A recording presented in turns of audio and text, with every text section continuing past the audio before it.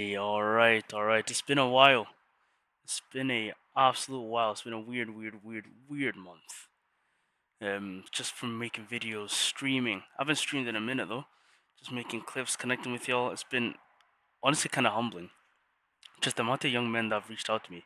Like a few of y'all have reached out and just genuinely opened up to me, and have been real with me, talking about like your struggles with, for example, lust, masturbation, porn. Like I genuinely appreciate you all for doing that. For me, like it was such a humbling experience. Like I remember, I was coming back from like a work party, like a bunch of like my colleagues were going out, and they were just like they invited me along, and I went along.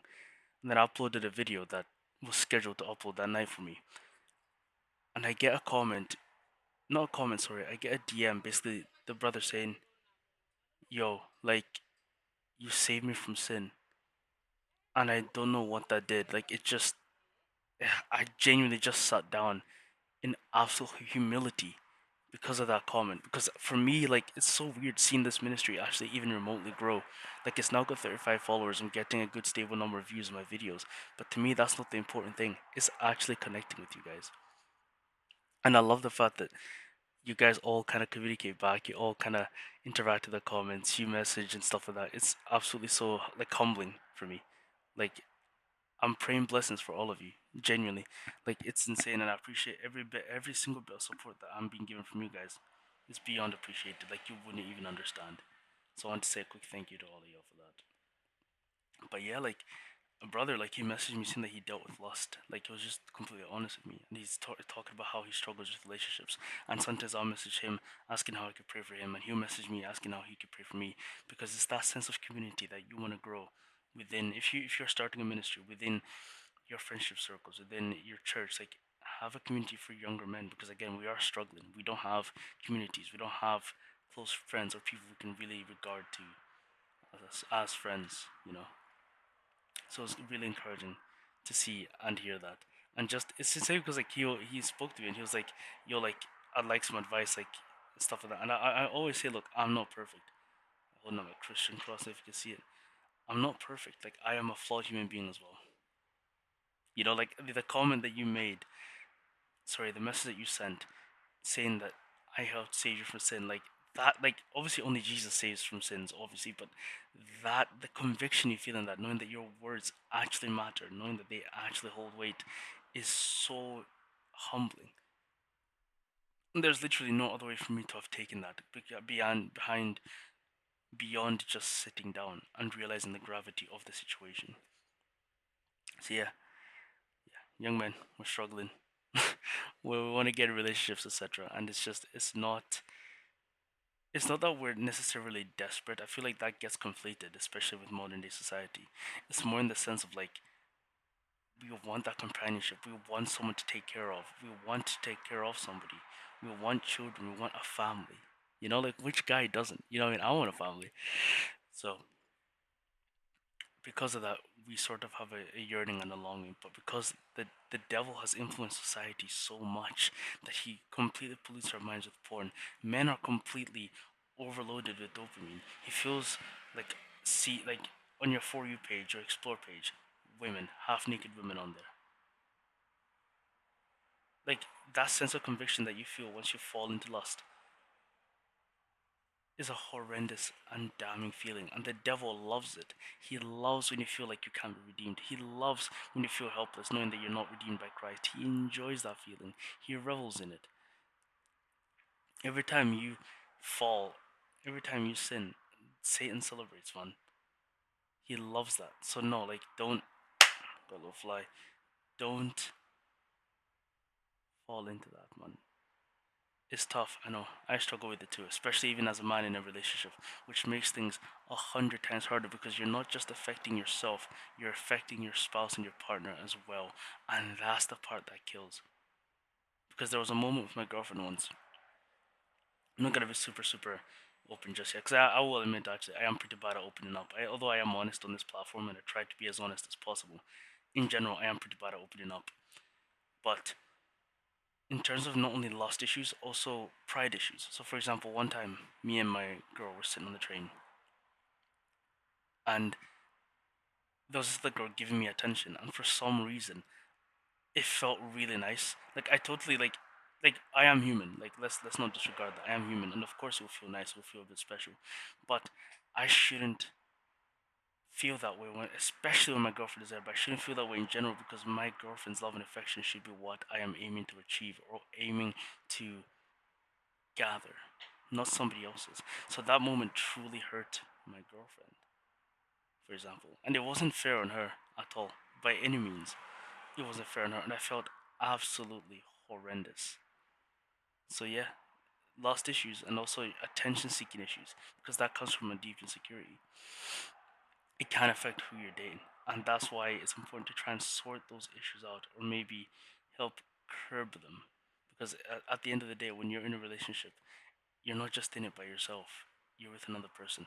It's taught me to be way less selfish, a lot more caring, a lot more gentle with the way I speak and how I approach certain conversations and topics, and and how we interact with each other because you don't want to hurt your partner and you don't want them hurting you.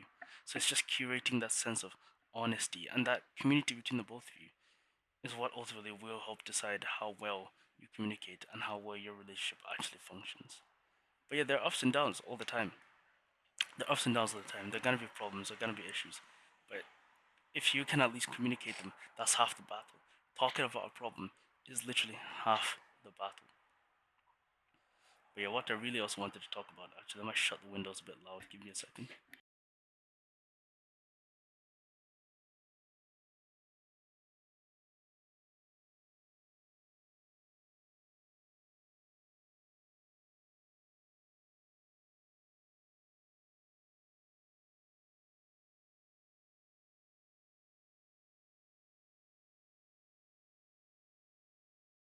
Woo! Right. But also another thing I wanted to talk about, because I would touch on like relationships and lost issues and stuff much more in depth in a future episode, maybe the next one. But right now, I just kind of want to talk about music. Like, how important is music to you? Like, how do you operate when you listen to music? Do you feel super hyped, super confident? Because music is powerful, man. Like people don't realize how much it actually influences your mind. When you listen to, for example, rap music about pimping, women, drugs, money, all this stuff, it affects your mind subconsciously, and you don't even realize it. So for me personally, when I listen to music, I need to listen to music that I can connect with. Because what's the point of me listening to music about gangsters shooting each other? Like I can't relate to that. I've like you know what I mean. I've never shot a person, bro. Like what are we talking about? But I can relate to somebody talking about how like maybe they've fallen in love and things didn't work out, or maybe how they hurt somebody. So for me personally, music is ridiculously personal, and I can't listen to music unless I genuinely connect with it. So hence, a lot of my favorite artists that I listen to, I'm basically like a borderline loyal fan because to me it's like they help in some cases explain certain things that I feel that I am not able to express or even explain for myself. So I need to definitely be able to connect to music because I can never have music on as background noise. I've never understood that. That's freaked me out, yo. Like people who can just put music on as background noise and not really care about the music that they're listening to. Like I'm not judging at all because I get it. Music serves multiple different purposes. Like I don't want to be a music snob either. But for me, personally, I need to connect with it to be able to listen to it and understand it. And also my top five albums, I just want to stress, right? I don't know if anybody has ever heard of these albums. Let me pull some up. Because I've actually got a top five album list as well.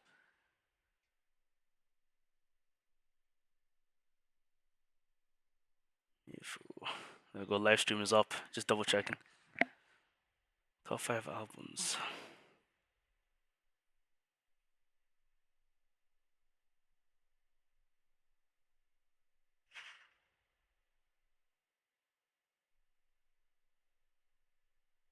Let me see. Right. So my top five albums of all time, without fail.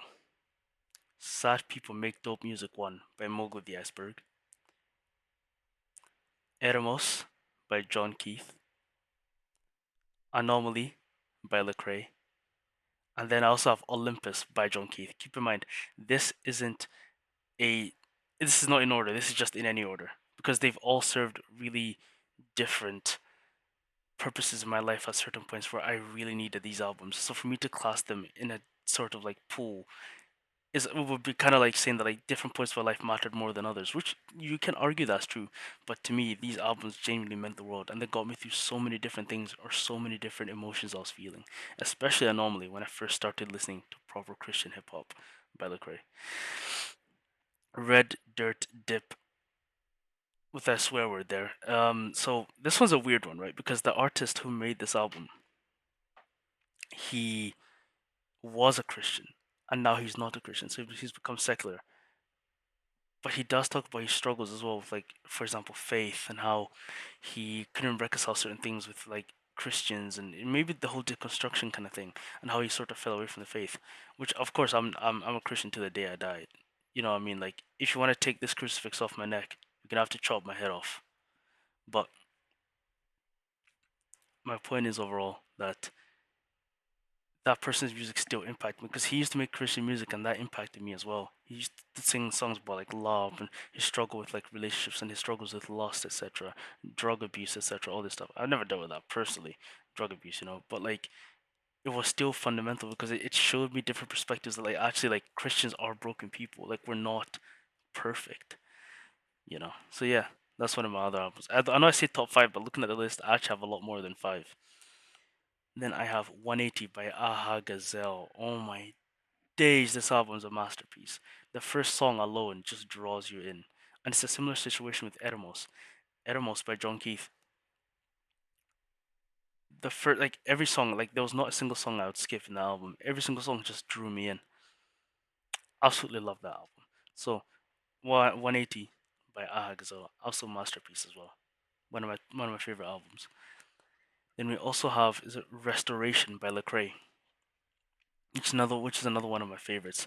And this happened when Lecrae deconstructed from his faith, and he just talks about, I guess, God restoring him and bringing him back to where he was initially. And he talks about how like he's dealt with a lot of like rejection from Christians, a lot of pain, a lot of mental health issues as well, depression, deaths in the black community, all this stuff. Like how he's dealt with that and how he took that pain out on Christians, how he let a people wound turned into a God wound when he knows he shouldn't have done it, and he addresses that. And the thing all these albums have in common is the fact that they're just raw and honest.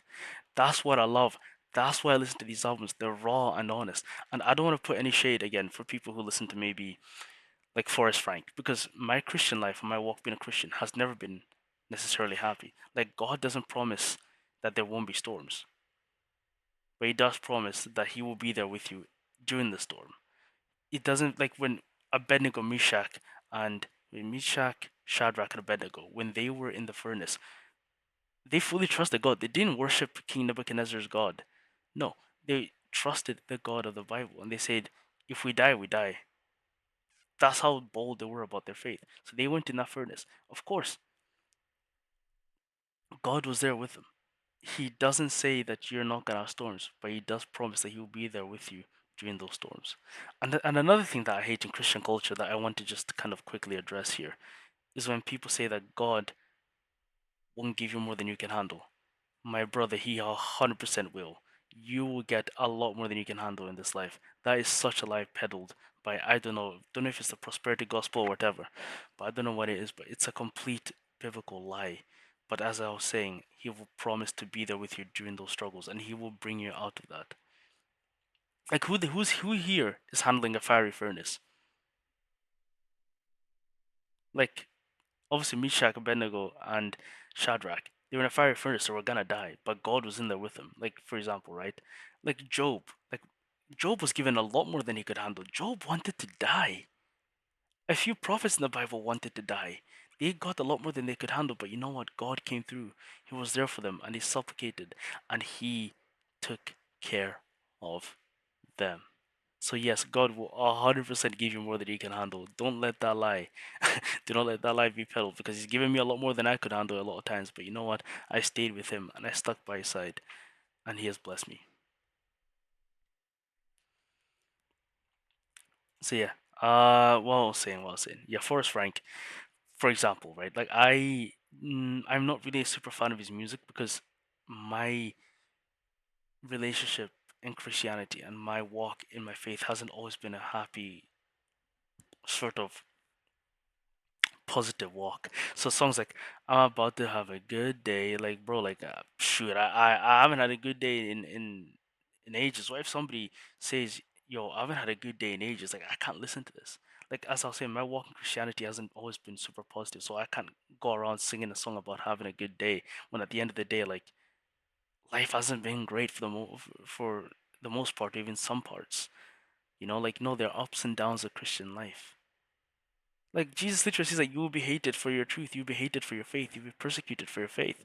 Like it's not fun like the being a Christian, like being honestly, you would have probably been in a weird way, at least the short term happiness and the dopamine bursts, etc., being part of the world. Because being a Christian takes discipline, takes patience, takes love, takes kindness, takes all these human emotions that are meant for evil, such as, anger, depression, like thoughts to, end it all.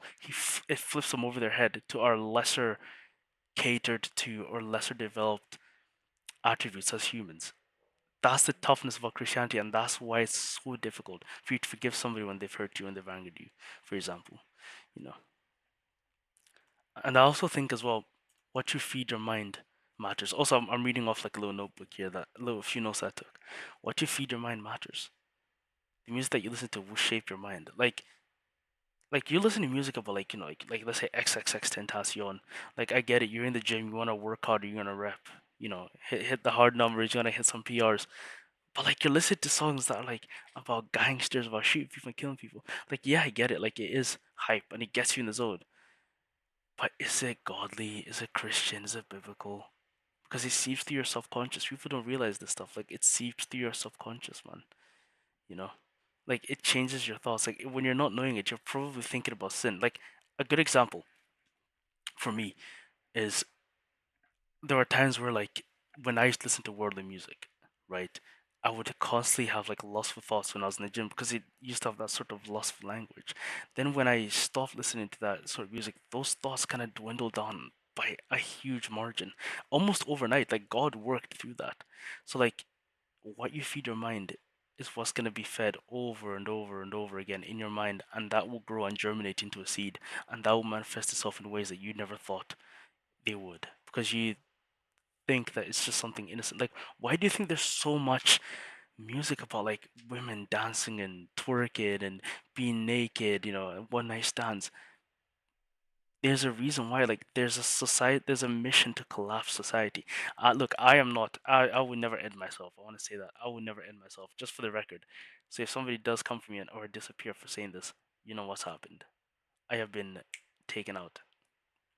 I want to say that there are people in higher positions than us who want and aim and seek to destroy society, and they are working for the devil.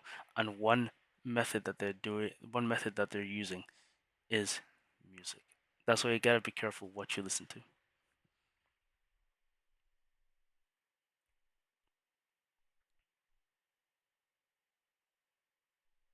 Yeah. And also another point as well, like, but do also understand that you also should listen to worship music, right? Like hymns, worship songs, etc. But you can also listen, for example, I listen to a lot of Christian hip hop. Like the albums I listed there, they're some of my favorite albums. I'm about to take a swig of water. Give me a second.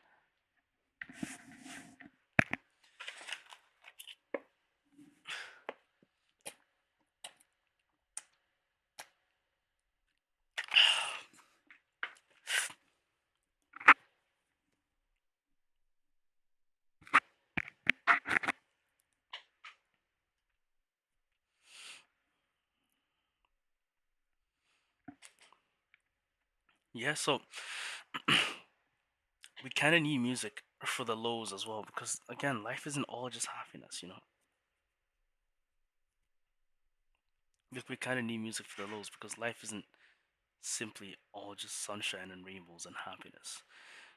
So like some of y'all some of y'all need music to cry to in your deepest darkest moments. Like I totally understand the importance of worship because obviously David worshipped when his life was going awry, and also he also worshipped, like, what was it like? He was literally dancing in the streets, like dance like David. That whole concept, and his wife was literally embarrassed by him. Like when you factor that in, like, yes, it's very important to worship. Like, I love worshiping, but at the same time, you can also worship to other types of music. That's what I'm just trying to overall communicate as well. Like, here I'm looking at some of my notes here.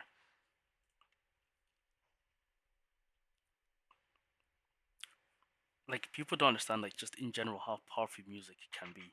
Like, a 3 minute song can explain your hurt and your emotions and your issues and lay them out in front of you for you to break down more than a sermon can at times. I'm not saying that to be blasphemous. I'm not saying that to be controversial. I'm saying that to be honest. Because music has done a lot for me in ways that I could never even explain, and also sermons have done a lot for me in ways that I could never explain, and they're not mutually exclusive. There's a reason you worship during church because music is integrated in our faith. Like, we literally, like, angels sing songs of praise to God, like in heaven. Like, no, music is integral to the Christian lifestyle. Music is integral to us because we are musical beings. The angels are musical beings, you know. So that's why I sort of argue that if the enemy can influence the culture through the lustful, degrading, and borderline demonic music that he makes, God can reclaim it. Hip hop is looking for a renaissance, but the only problem is the Christians got it, baby. That's the only problem, baby. So yeah, like, God can reclaim what the devil is trying to repurpose for evil. He can reclaim it to make it good. So that's why I don't understand when people kind of crap on Christian hip hop, Christian metal, Christian rock. It's like, no, there's still lyrics that glorify God. Like, I also listen to heavy metal as well sometimes, the Christian heavy metal. And there's a song called Devastator by a band called For Today. And the lyrics literally, hell, fear me, I am the one that will bring you down. When you fall, hear me, you see my face on the battleground. Let my name be feared by the gates of hell as I exalt the Savior. Like, those are quite literal lyrics of worship and admiration for our God. Like, how can you look at that and call it demonic? You know?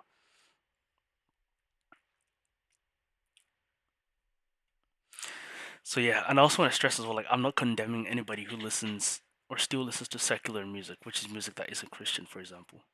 But for me, it just sort of brings back that old self that I'm trying so desperately to kill and die to every single day. I'm trying to die to my flesh. So when it talks about things that are lustful, prideful, or rage inducing, like, I'm trying to get rid of that because that's not who I want to be anymore, and that's not who I want to be in general, you know. But yeah, listen, like, you can do what you want ultimately, but are you sure that's glorifying God? That's the main kind of question. So yeah, I'm never gonna keep feeding that. I'm never gonna keep listening to music if it feeds me back into that sort of emotion. And I notice as well, like, sometimes I feel like God is actually watching that He's paying attention to that too. Like, when you're listening to that music, like, He will convict you, and He does convict you, as He rightfully should, because we are His children. And if we're signing up to be His children, we follow His commandments, we follow His instructions. Let's see what else I got on this on these notes.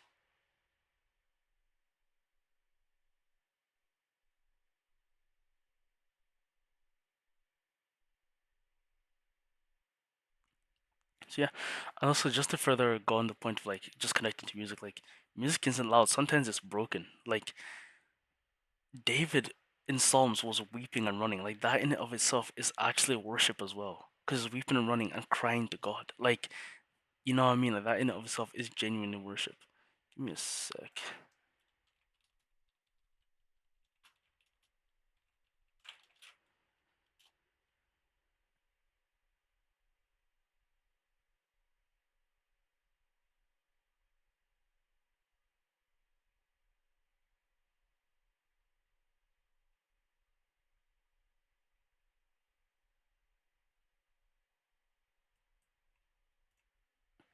So yeah, David sort of weeping and running because he was crying over the betrayal of Absalom, his child.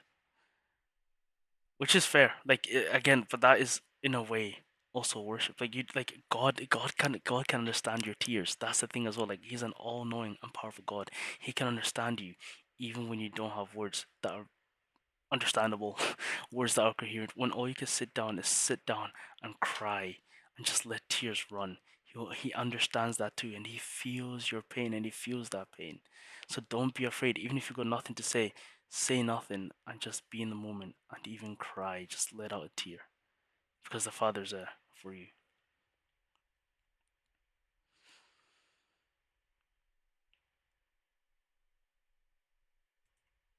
So yeah, I think as well, like as Christian men, that's why it's so important to listen to the music, listen to music that's actually edifying, rather than just worldly music. Because music that kind of tells you that you're not a real man unless you chase money and chase women, like it will lead you down a horrifically dark, depressive past. Whereas I'm more geared to music that's like, look, like you're sad, you may be depressed, and God still loves you. You suffer with rage, you suffer with lust, God still loves you. You can repent. Or even music that just kind of touch to the fact that like I should be a man of God, I should be a protector, I should be leading women to the Bible, not my bed. Stuff like that. Like stuff that's really genuinely related to the faith. That's what I yearn for. That's the type of music I yearn for. So yeah, the albums I listed earlier, like give them a listen. There's songs there I know will relate to some people, especially young men. Let's see, just a few things to wrap up here. Yeah, so I think even in a way, listen to that old music. Even if you fall back into it, because there are a few times where I have fallen back into it where I'm like, I don't know what I can play right now, music wise, to get me hyped for the gym. So I'll fall back into some secular music. You're kind of opening a door for demons even when you do that. You're just keeping the door, like, you're just literally keeping the door open. Like, what's gonna walk through there? So again, like, even in those moments, pray and ask for supplication, ask for prayer, and ask for God to work in your heart, ask for God to work in your mind, pray to Him. See, yeah, like literally, God can speak through anything. That's one thing I'm also trying to drive home here is that no matter the medium, God can use it for His glory. He can transform it. So if you're terrible at praying and opening up, yet music is your sanctuary. Like, that's where you find peace and that's where you find belonging. God can use that as well. God can pull you from that and into His arms and help you deal with what you're dealing with. So honestly, like that's why I'm trying to just kind of stress the importance of the music that you listen to and what you feed your mind. Because God, regardless, pray. God can still use it for good. God can still turn it around for His benefit, regardless. So yeah, he can pick through. He can, sorry, not pick. He can speak through music. He can speak through melody. He can speak through lyrics, and he definitely has spoken through some people. I can tell you for that for free, and that's reached me. Matter of fact, I'll tell you guys about this wild concert experience I had when I went to Houston, Texas. I'll tell you about it at some point in future, but right now, let's just get into some gaming, baby. But first, I want to say a prayer for the sixth stream by worshiping. Glory, Father. I pray and ask for your peace. I pray and ask that, like, those who are listening to me right now, they find music that speaks to them, speaks to their souls, and helps deliver them and convict them as well, Father, so they may follow your routes, your routes. They may follow your instruction. They may listen to music that glorifies and edifies you. Because, Father, I've fallen as well. I've listened to secular music, and I still do sometimes. And I pray about it, and I'll seek your forgiveness, Father. And I implore that the rest of us who listen to this video, listen to this prayer, watching this video, that they also search deep within their hearts and that they can also find the calling to listen to something more pure, to fill their mind with the right things. The way some gangsters, they fill those trunks up with the wrong thing. Those guns, they can fill the Bible up in those trunks, pick them up and pick them up, put them in the trunk, and fill them up with the right thing, Father. Same way we can water our minds and germinate fruits of the Spirit. In the name of the Father, and of the Son, Holy Spirit. Amen. Alright, let's get into some light gaming. I'm gonna do like 5 minutes of Brawlhalla, man. As soon as this game annoys me, I'm off. Because I've not got much time. Let me see. I've got a friend coming over. We're just gonna chill, watch some movies, and just kind of relax. Because I just came back from a quick little trip as well, a little holiday.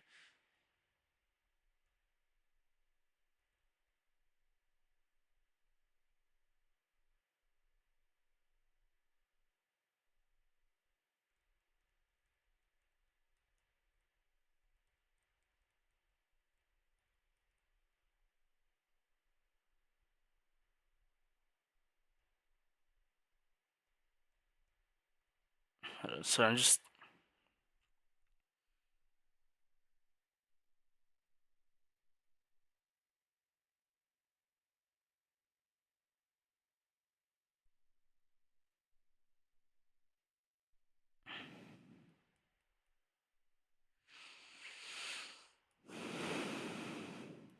Sorry, I'm just. I'll be back. Oh crap! I'll be back in a minute and just sort of find some important messages. I should be a lot more professional than this.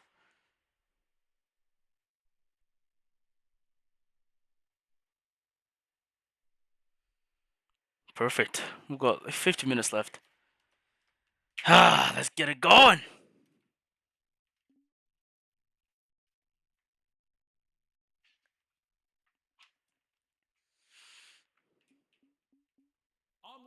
Let's hit some ranked. And then we hit the. There we go. Who the hell is Priya? Oh, that demon, that people pretty much just spam moves on. Fantastic. Season's ended. Time to get into flat. Let's just. Alright, how about this? We'll play the placement games. Play the placement matches, and then that's it. Then I'll just hop on Sifu. Because we're gonna hit diamond one day. That's a promise. Or else I'm gonna end. or somebody's gonna have to pay. Let's get with these spammers. Let's get with these spammers. But yeah, like I just want to ask as well, like just while we're in this kind of casual sense, I gotta drop a hard question. How is your mental health, fellow brother in Christ? How are oh my gosh, this game. How are things mentally for you? Like, are you coping? Like, are you doing well financially? Are you doing well mentally, physically, emotionally? You know, it's a tough thing because that's the thing. Men don't want to talk about our emotions. Like, it's a tough thing to talk about, especially because we live in a society that ultimately doesn't care. And I think, in a sense as well, men tend to seek more practical solutions for mental health struggles. Not bad.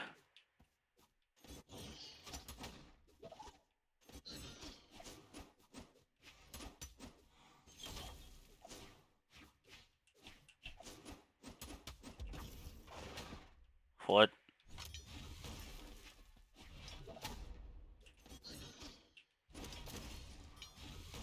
This is egregious. Do not spam, bro. Also, why am I running at 60 hertz? Give me a sec. I'm literally running at 60 FPS.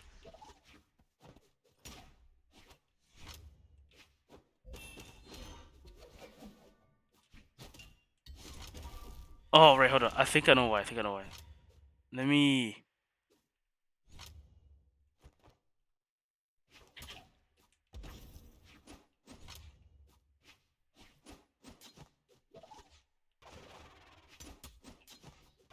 Bro, why am I running at like poo poo FPS? Into my tabs.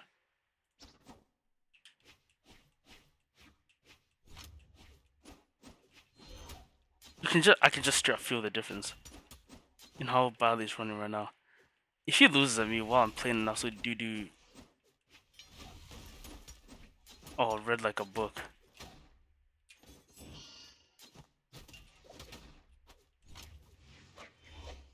The Qatar God is here. Yeah. Yeah, you thought it was sweet, didn't ya? I expected more from you. Yeah.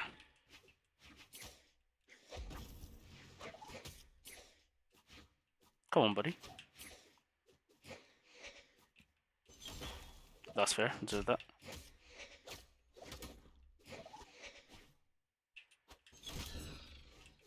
Oh, I wish I'd spear at that moment.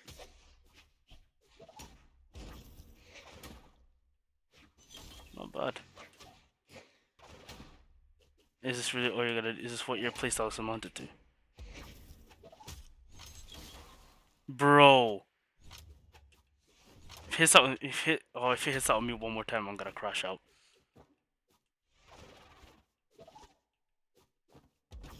Fair. I mean, he has lost anyway, but yeah, take your dubs when they come, buddy. You're gonna need them.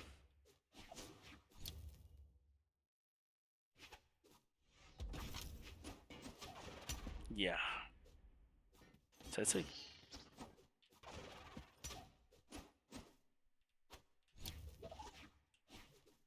look at him panicking.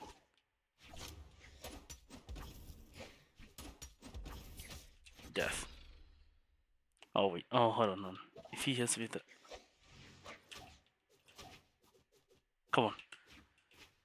Make it worse, buddy. What? How did that? This game.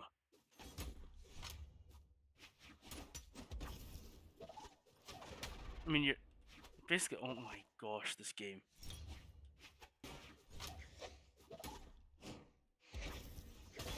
There we go. Oh my days. What was that? Player 2 wins. You played like doo doo, but like, why is this game running at like? Hold on, wait, I'm gonna exit this game and then rerun it because it was quite literally running at 60 FPS. That was very annoying and weird. And he still got clapped. He still got washed. Let me get some water real quick.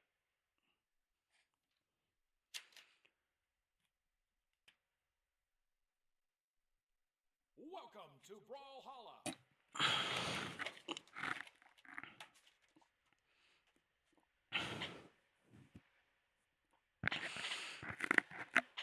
Okay, we'll do like one more, like a couple more matches. Only because I'm gonna get on seafood before I gotta go out and do my plans. Queen Nai. I feel like it's still lagging somehow. That's so weird. Give me a second.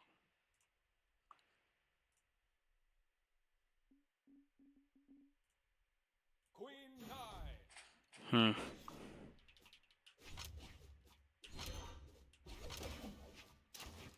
I mean, it feels like it's weird because it feels fine when I play it here. No, it's a bit slow. I don't know why.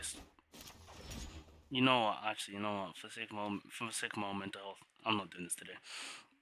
The game is running at 60 FPS.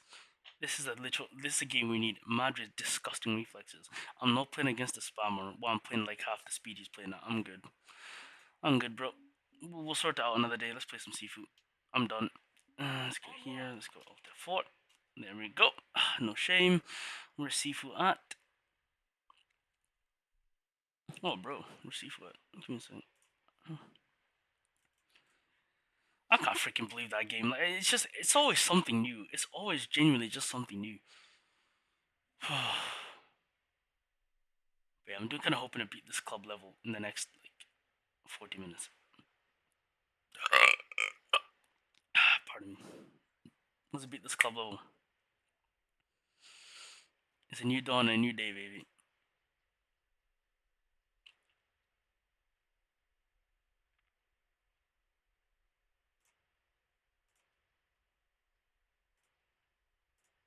Oh, that's why it wasn't working. Cause I used because Brawlhalla works better when you use game cap. I was using display capture. That's why I was running at 60 FPS. I realized my mistake there. I did kind of realize my mistake there. It's fine though, because we've got progress to make. It's fine. It's fine. Still raging out though. Let's go. Good places to be, man. Continue. There we go. See my FPS and all that.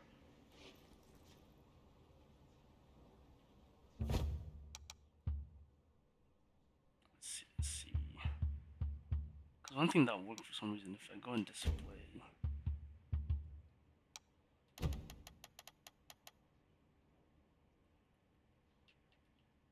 Oh, my game's frozen. That's a great start.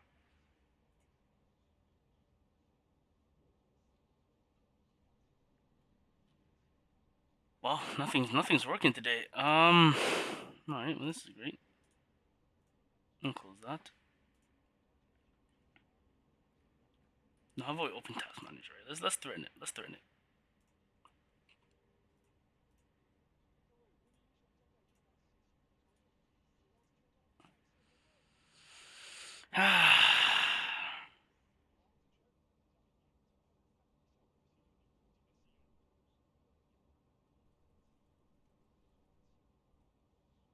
Bruh.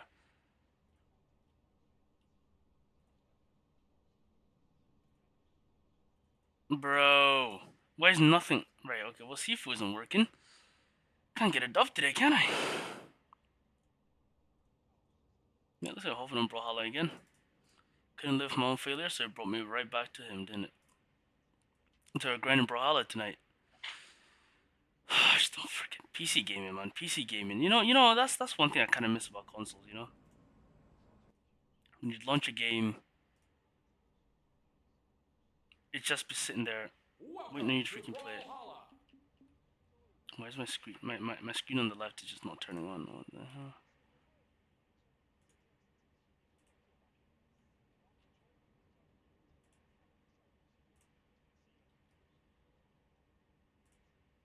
Bro. How about this, right? I'm gonna do something absolutely insane. So I'll open this up. Um.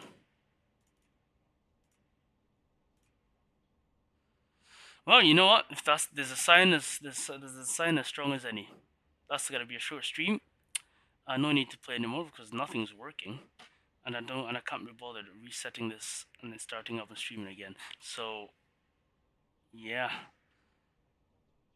it's been great. It's been fun.